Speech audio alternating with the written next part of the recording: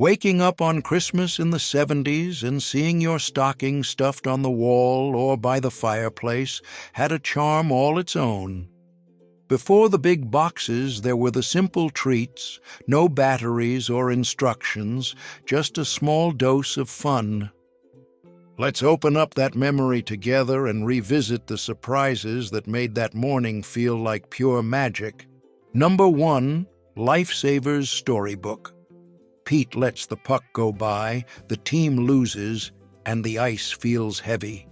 His dad comes over, offers him a green mint Lifesavers, and tells him he also blew a big game for West High and needed a whole roll just to build up his courage again. The magic of that little book wasn't just the candy, it was like carrying a tiny adventure inside your Christmas stocking. Each page came with raised little candies tucked into the paper, and every page turn brought a crunchy reward. The illustrations showed parties, snow, lights, and you read it like flipping through a mini comic book made just for you, rereading the same story while switching between mint and fruit rings. Suzanne Summers also comes home with a simple roll. In her memory, she's in San Bruno, California, earning cherry Lifesavers for every star on her report card, so she collected stars on purpose. For a few minutes, the storybook turned an ordinary stocking into a whole Christmas. Colorful pages, the crack of the candy, and the feeling of discovery made everything feel like the morning of December 25th all over again. Even today, just seeing a Lifesavers ring is enough to spark that same mix of excitement and wonder from childhood. Number 2, Wacky Packages Stickers. Before any craze for collectible cards, they were the ones that made us laugh out loud with parodies of everyday products. The magic was getting a little pack in your stocking, peeling off the stickers, and slapping them on notebooks, lunch boxes, or your bedroom door, just waiting for someone to notice and join the joke. Number 3, a set of jacks. In every kid's sock drawer, a mini showdown could be hiding. The little ball rolling, the jacks scattered across the living room floor, and you on your knees, ready for the next round. All it took was tossing the ball, holding your breath, and trying to grab as many pieces as you could before it bounced again, every tiny clink on the wood sounding like a ruthless timer. On your own, the game turned into a silent pact of total focus. With siblings or friends, the yelling started, arguing over who grabbed the last jack, accusing someone of cheating by going too fast. And even when a few pieces disappeared under the couch or got lost in the carpet, nobody gave up. They turned into hidden treasures, just waiting for another day of play, because in that handful of metal and rubber you could fit pride, frustration, and the instant urge to say, best 2 out of 3. It was the kind of game that seemed simple, but always left your hands sweaty and your mind already planning the next round. Number 4, Lip Smackers. If you were a kid in the late 70s or early 80s, finding one of these in your stocking was like getting a secret little luxury. A simple tube, but it came with the feeling that you were one step closer to the grown-up world. Dr. Pepper, bubble gum, wild fruit. Each flavor felt like it had its own personality, and just twisting the cap gave you a little rush. At recess, some kids showed off their collection like it was jewelry, traded a swipe for stickers, or kept one set aside in their pencil case for the most boring class of the week. The sweet smell, the sticky shine, and the marks it left on your fingers turned any moment into a little ritual. Even when they melted in the heat or got used down to the end, the memory of that gesture stayed alive, stuck in your mind like a tiny luxury hidden inside your stocking. Number 5, McDonald's gift certificate. It was Christmas Eve, and while the whole house was asleep, Ronald McDonald was already up with a secret plan. He'd sneak down the hallway with a smile that practically made noise, tucking McDonald's gift certificates into the stockings hanging there. It wasn't just a piece of paper.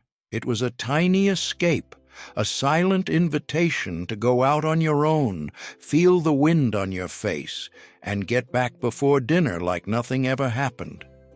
In a kid's head, that gift started working long before the first bite.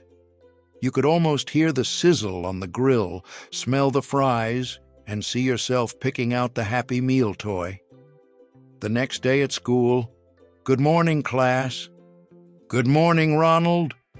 The imaginary lesson was about the Hamburglar, the hamburger thief, who seemed to exist just to test your hunger and your patience.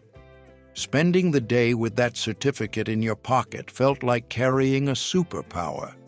You planned every detail: Big Mac or triple cheeseburger, chocolate shake or an ice-cold root beer float. Then came the dilemma of sharing it with your brother. The magic called for secrecy, but sometimes one or two fries slipped into the hand of whoever was next to you. In the end, that simple rectangle held more good nervous energy than a lot of presents under the tree. It was proof that Christmas magic could also fit on a fast food tray, with Ronald, his friends, and the Hamburglar secretly dreaming that everything he touched would turn into McDonald's cheeseburgers, while the next outing was already starting to play out in your imagination. Number 6. No Christmas stocking felt complete without a bit of 70s do-it-yourself magic, stained glass kits, paint-by-number pictures, little balls of colorful yarn, anything that promised hours of fun after the wrapping paper was all over the floor. We'd burn ourselves, cover everything in glitter, but finishing that window or Christmas decoration made each of us feel like a real artist for a moment. Number 7. Chocolate coins in a little net bag. Even before you tasted them, they already felt special. That tiny stuffed bag clinked like treasure when you shook it, as if you'd just found a little chest lost in the middle of the living room.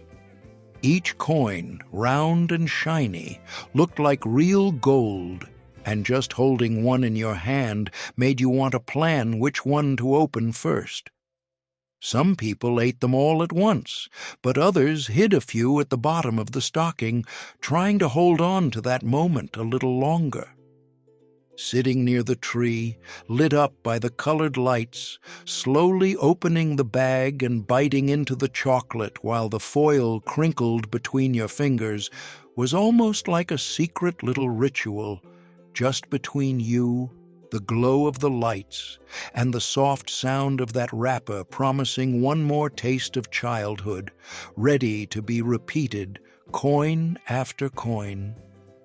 And just hearing that faint clink again was enough to bring the whole memory back, like time had never passed. Number 8. Pocket calendars. Before phones took over everyone's schedules, those mini calendars were the simplest way to feel organized.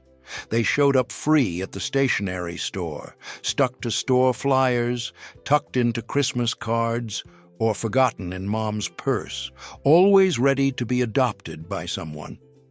Moms wrote down bill due dates, doctor's appointments, family birthdays.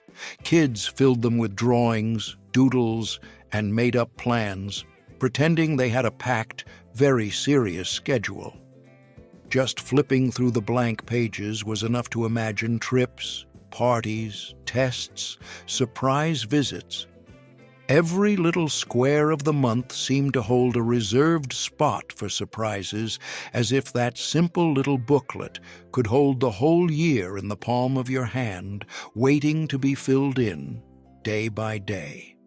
And whoever got more than one calendar ended up using one for real life and another just for dreams, impossible lists, and plans that changed every week. Number 9. Yo-yos.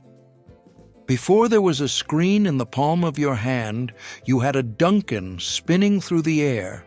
Whoever flashed that official logo on the side almost looked like a member of a secret club. With it, you walked the dog, went around the world, and sometimes took a whack to the forehead. Between one trick and the next, the string going up and down turned into a mini physics experiment powered only by your stubbornness, and you'd spend hours trying to nail a new move. Number 10. Socks or gloves. That present that seemed boring when we were little, but later turned into treasure on cold days. Wool, striped or a little scratchy, they always held a quiet kind of comfort right at the toe of the stocking. You might get a toy car, a doll, or some random trinket, but the real Christmas feeling only showed up when that soft pair appeared from way down at the bottom. It was almost a ritual, digging through everything, pretending you'd forgotten them, until you felt that fluffy touch announcing that the party wasn't over yet. If you've binged more of my videos than you ate chocolate coins as a kid, maybe it's time to really join the gang and hit subscribe. I'll keep bringing that old-fashioned Christmas vibe, cozy and full of good memories.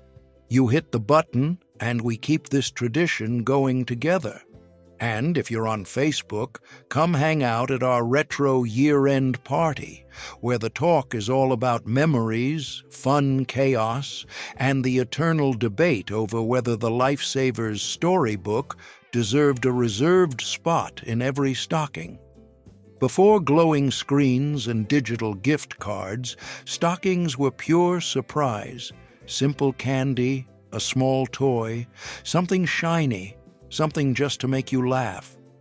Every treasure pulled from that droopy red stocking felt like it announced the whole day. Even now, the smell of mint or the sound of crinkling paper is enough to take us back to worn-out pajamas, a floor covered in torn wrapping, and the realization that, in the 70s, Christmas lived in the little things and still somehow filled your whole heart.